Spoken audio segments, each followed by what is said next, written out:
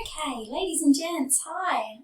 Okay, so this is my first video for you guys, so that's kind of exciting.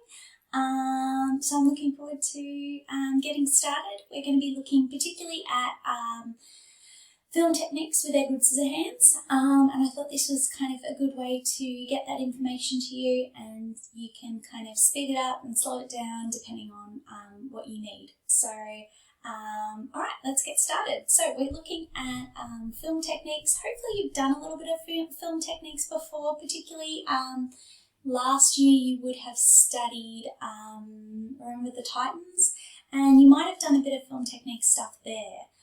But if you didn't, that's okay. We're going to start from the very beginning because it's a very good place to start. And then what we're going to do is, I guess, talk about how film techniques or elements of film impact on us as viewers, and kind of help, I guess, pass on the messages that the director wants to for us to absorb, how he uses those film techniques to pass on those messages. So let's get started. Alright, so how to analyse a film. Now this PowerPoint can actually be found on our OneNote under the Resources tab. So if you go to your OneNote, if you want to have access to this, you just go there and you'll find it. So you're welcome. Okay, so how to analyse a film. Let's talk about it. Okay, so you need to use camels. A really great way to remember how to analyse a film is by using the acronym CAMELS. So this is a very camel-themed PowerPoint. So the first thing to, I guess, take into consideration when you are analysing a film is that films are different to novels, obviously. Cinema is a visual art form, and so a film is not a novel, so you have to think about it a little bit differently. But a film is still considered a text. Basically, a text is anything that communicates information to an audience. So street signs are a text, not a very exciting one, but useful. Road maps are a text. Advertisements are texts. Poetry is text, film is text, a song is text. Text just means something that communicates a message to an audience. Okay, so film is still considered a text, and in fact, in Year 12 you could study a text, as part of your VCE English. At the moment we're doing one. So novels and other written work, obviously they rely on language to construct meaning.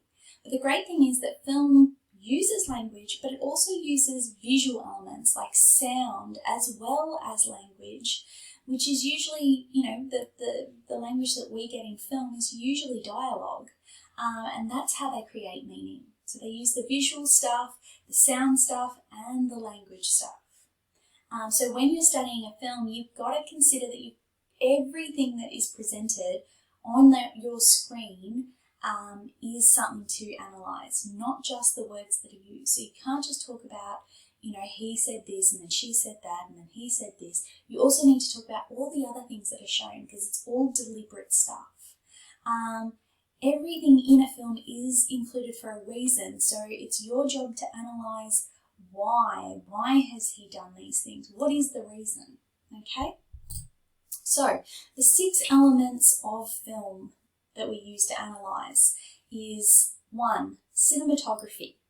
Okay, the C stands for cinematography, camera work. Okay, so anything to do with cameras. So that might be zooming in, zooming out. That might be filters on a lens.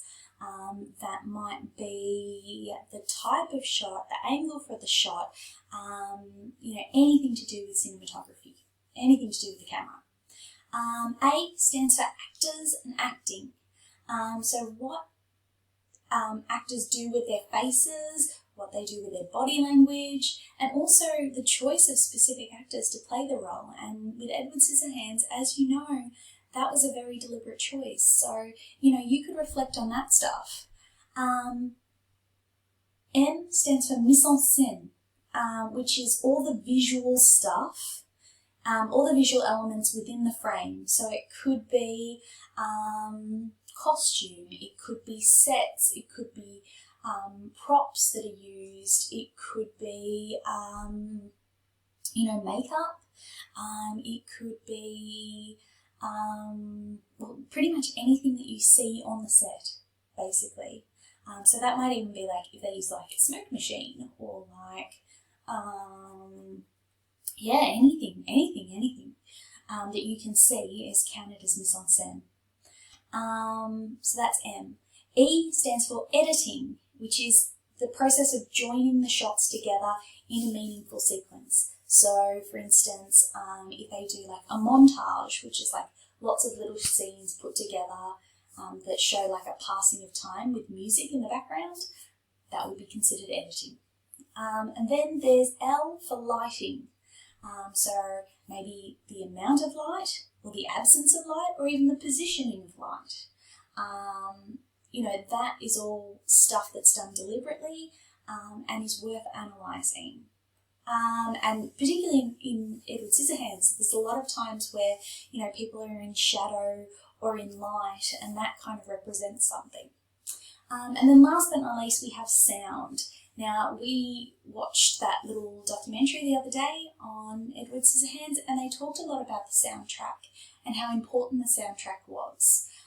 So you've got things like the soundtrack, you've got things like dialogue, action sounds, sound effects. We had a lot of sound effects with the scissor sounds, that they emphasised the scissor sounds, and that's worth analysing. And obviously the music, the soundtrack. And obviously, as through this whole piece, you'll be seeing lots of camels. So let's talk about each one individually. So we've got cinematography. Now cinematography is probably the biggest one. So there's lots of kind of like little bits within cinematography. So let's talk about that. Cinematography, the first one I want to talk about is about camera movement. So camera movement is, so when the camera actually moves around.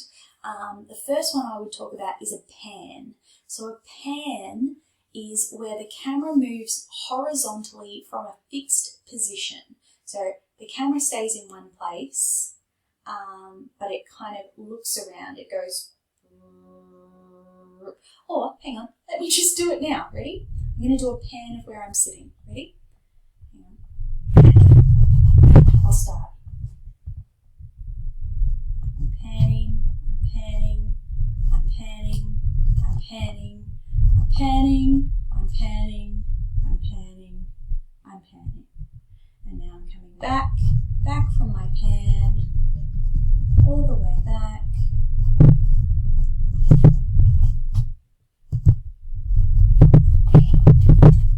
Right, so a pan is where the camera stays still, but kind of rotates to show.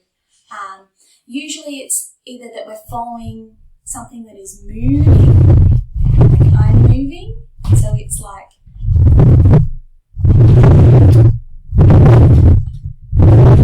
this is fun.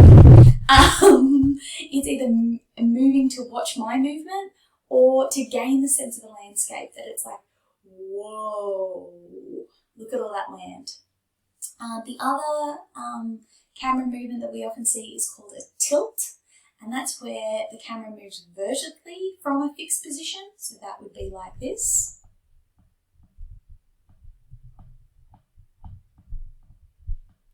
Yeah, the camera moves up and down. So it goes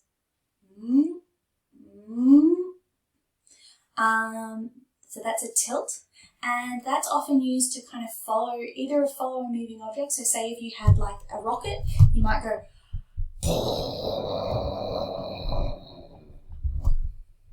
okay, and that would kind of help you, follow the rocket go up into space. Or you might do it to kind of show how big something was.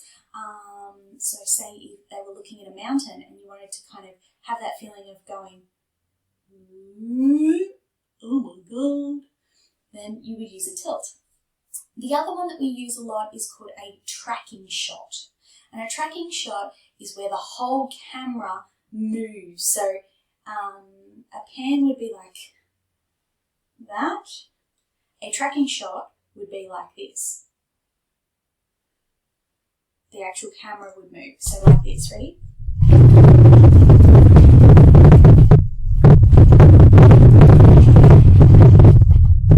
Okay, where it kind of just trying to make you dizzy. Okay, so that's a tracking shot. And that would usually be used, say if there was like a running race and you wanted to make it feel like you were running along with them, then they might use a tracking shot to kind of like follow them along. All right. Different camera distances are used. Sorry, I've just got to move something. There we go. Different camera distances are used to focus the audience's attention on different elements of the film. So, for instance, an extreme close-up. An extreme close-up is used so that you can only see part of someone's face. Let me do an extreme close-up for you. Ready? This is an extreme close-up of my eyes. Why would you do that? Well, so that you can see my emotions through my eyes, or to maybe show that I'm scared, or maybe to show that I'm in love. But you know, people use their eyes very expressively, so to have a very close-up, an extreme close-up, would really help to communicate emotions. You can put back down. A close-up would be focusing on a person's face. So that would be like, okay, yeah. And that shot's used so that we can read their facial expressions really well. A medium shot would be when we can see most of the body. So, you know, I would say this is kind of a medium shot. You can see kind of, you know, to my torso. And a panoramic shot would be a full body shot, where I can see from foot to head, and like the vast background, and that's used usually to kind of set a scene, or like to show like how isolated or how busy a place is. And also I love that photo because it's actually like a real photo. That is an actual camel in a car. I mean, enough said. Alright, so I want to show you some camera angles, some cinematography stuff in this. Okay. So I've got a little video. Let me show you it. If it will let me go. Here we go. Okay. So here is one of our great scenes in Edward Scissorhands. Let's have a look at how it uses the camera. Alright. Just make sure that I can get the sound going properly. Okay, let's have a look. Let me just check something. Yeah, okay, very good. I just have to check my microphone. Okay, off we go.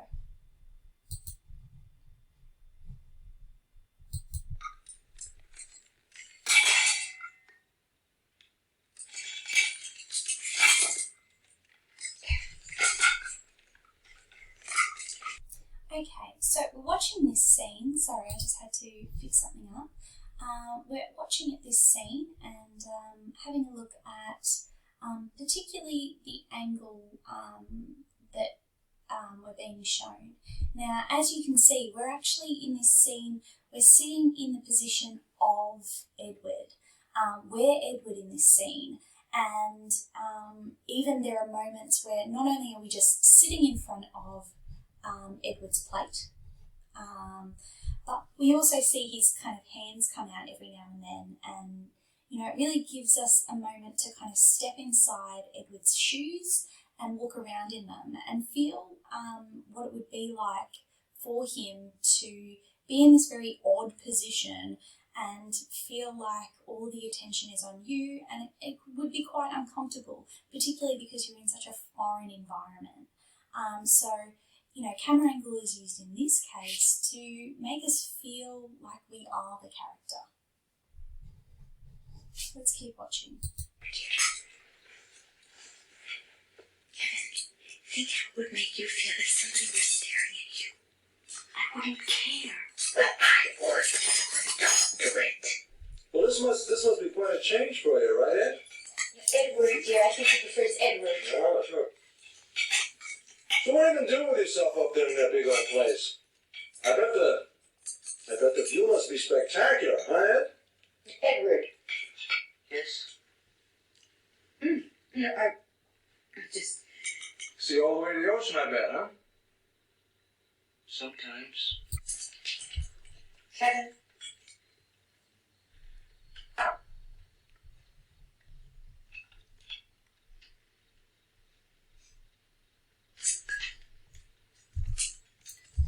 Okay, so Kevin.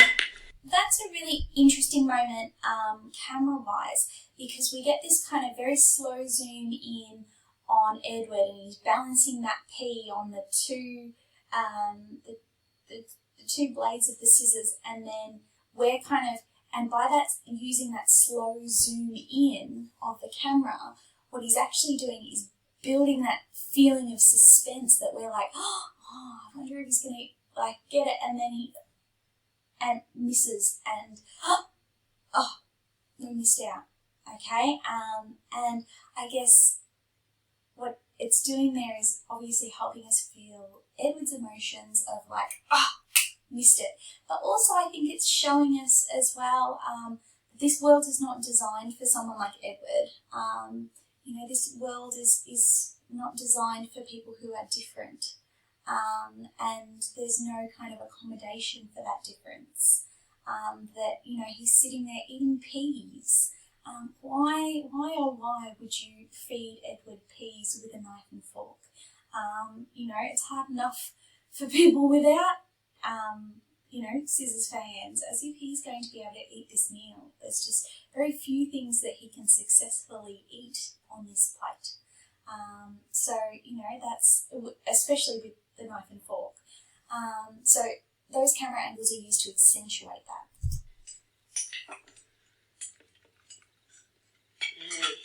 Those things are cool. I bet they're razor sharp. One karate chop to a guy's neck. Kevin. Edward, would you like some butter for your bread?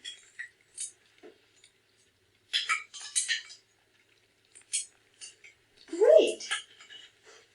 Thank you. Hey, can I bring show and tell on Monday?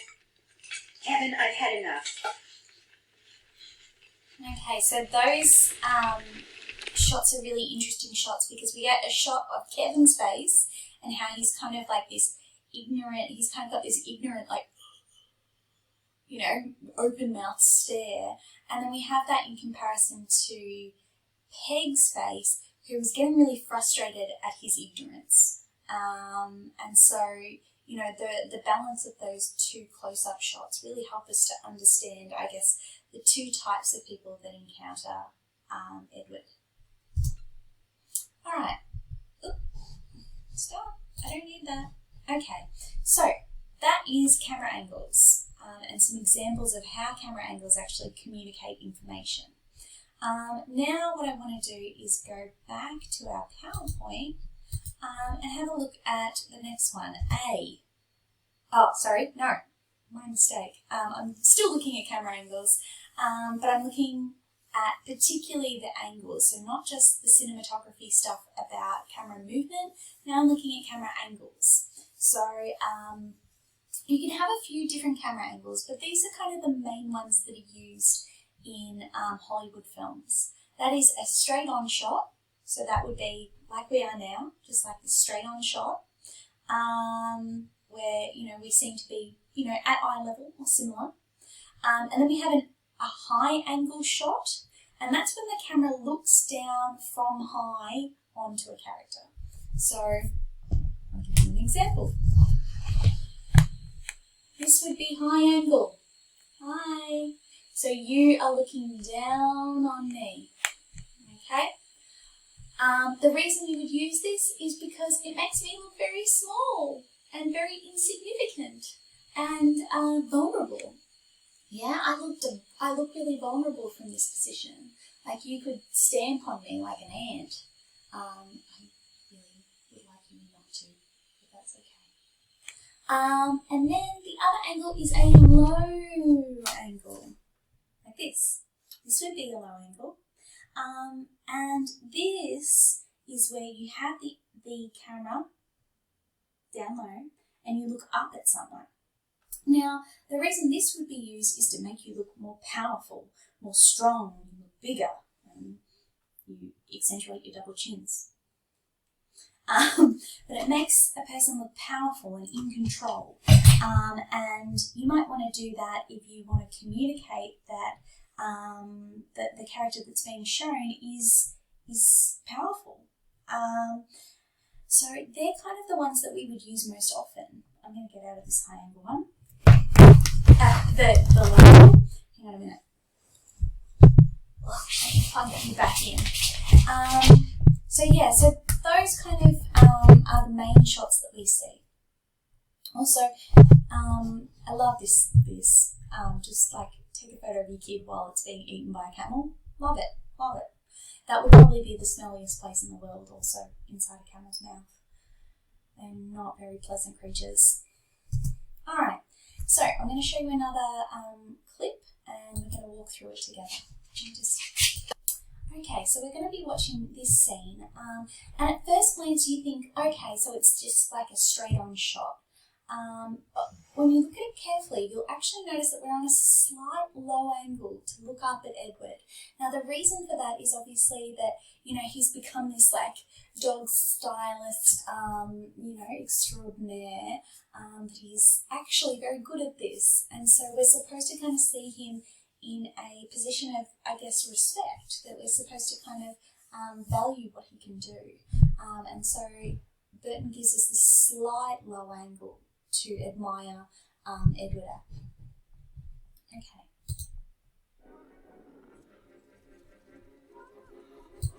Now, see how that angle has gotten more significant, more dramatic? We're now really looking up towards Edward.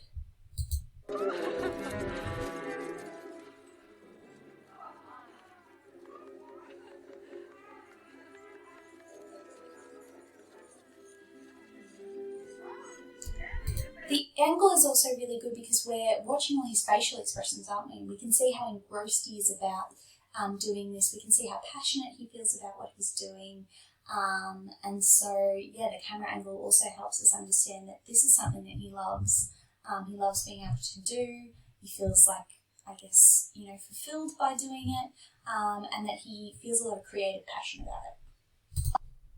Okay, so now we're going to have a look. I just have to pause there because I had some computer issues. So now we're going to see some more high angles, low angles. You ready?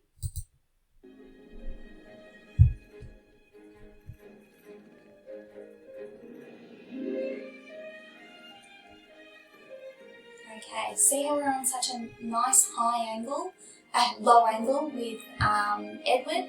We really kind of see him as like this figure that we're supposed to respect.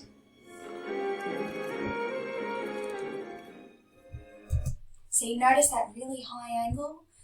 We really are examining his face, and we can kind of see him again as this kind of authority figure.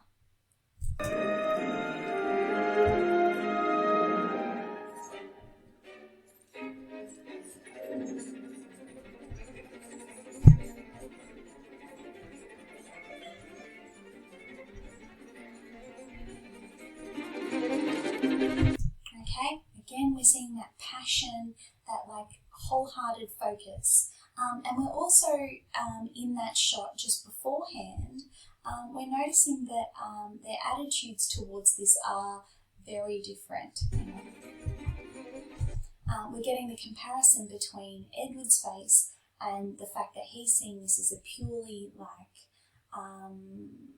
creative, artistic expression, whereas Joyce is seeing it as more like that this is some sort of, intimate moment.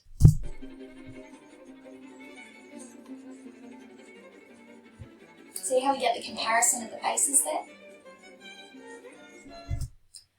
Obviously, the close-up is supposed to kind of see, again, that she's treating this like a sexual experience. The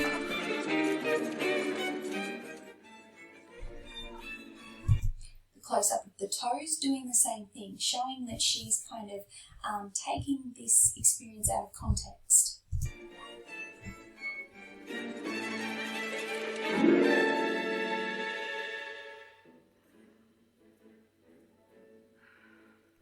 The close-up of the hair is supposed to kind of let us see that, he's doing these very, very strange, very abstract hair designs.